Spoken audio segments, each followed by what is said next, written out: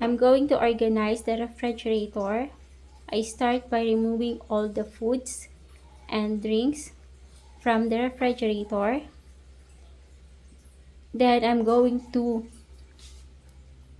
wipe the shelves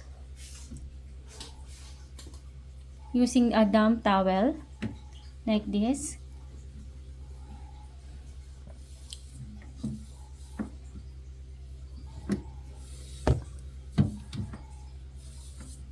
To make sure it's clean before we put back all the food.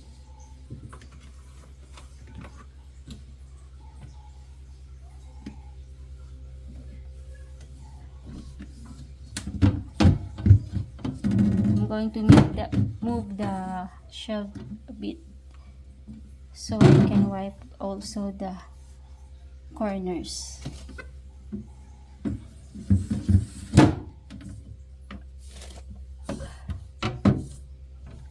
Then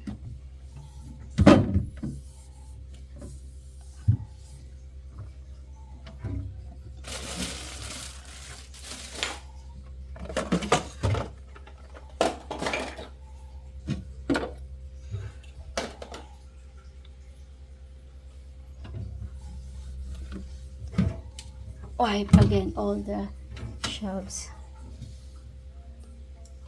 After wiping all the shelves using a damp towel, I'm going to wipe it with a dry, clean towel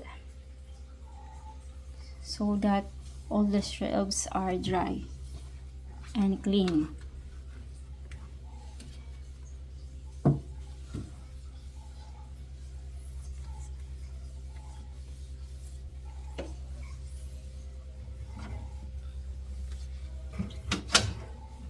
Now, I'm going to put back all the foods I removed a while ago and organize it accordingly. Then throw away if the food are already expired. I'll just double check.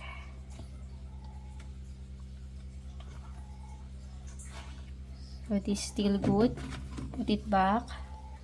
Then for the drinks, I'm going to put it here on the top.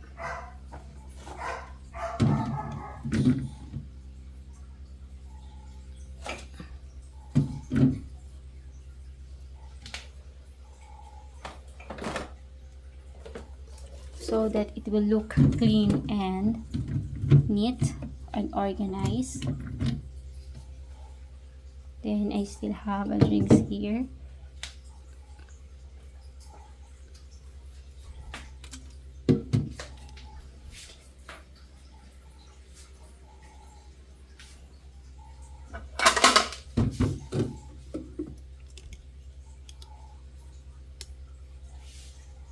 Then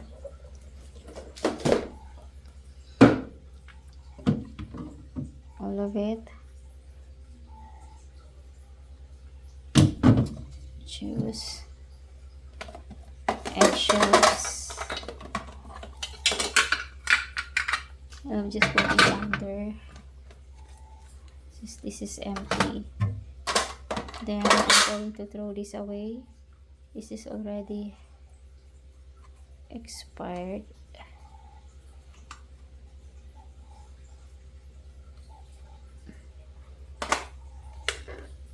And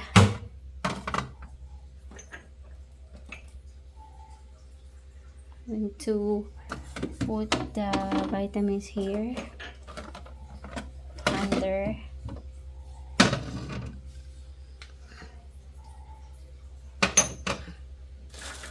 Also with this one.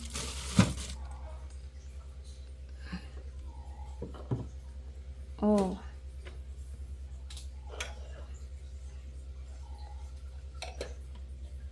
this is already expired.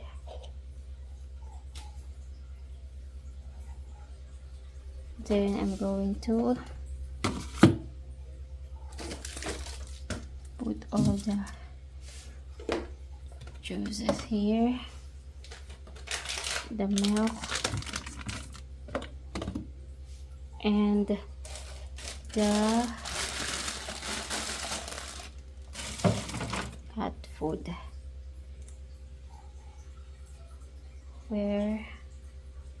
And I'm going also to clean the vegetable compartment.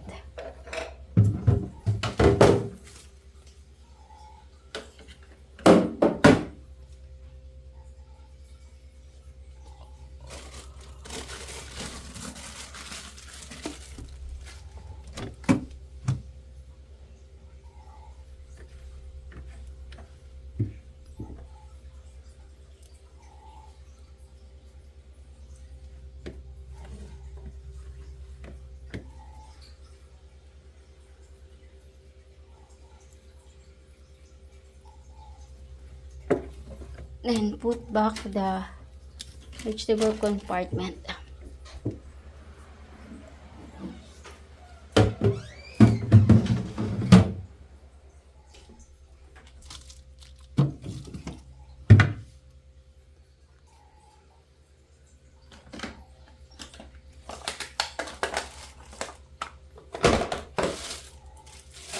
Now I'm going to clean the side of the refrigerator. I'll just remove all the rings. Then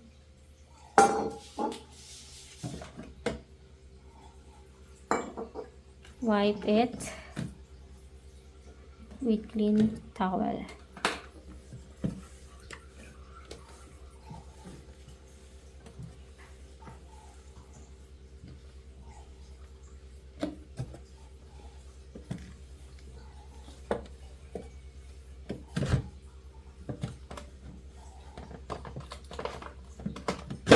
Then put back all the rings I removed a while ago.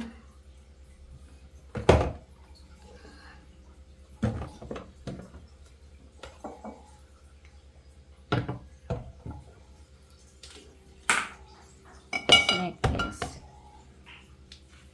I'm going to throw this away. Oh no.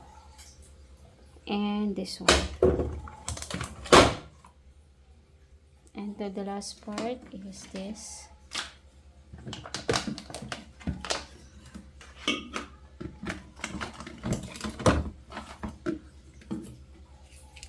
I have cheese here. I put it here. Okay.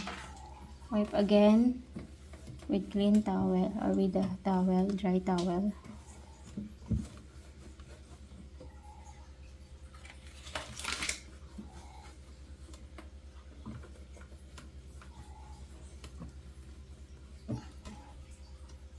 Then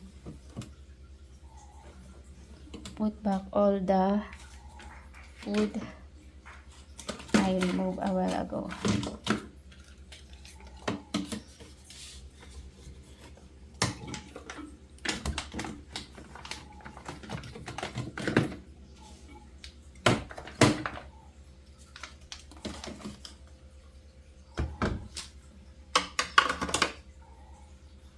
And now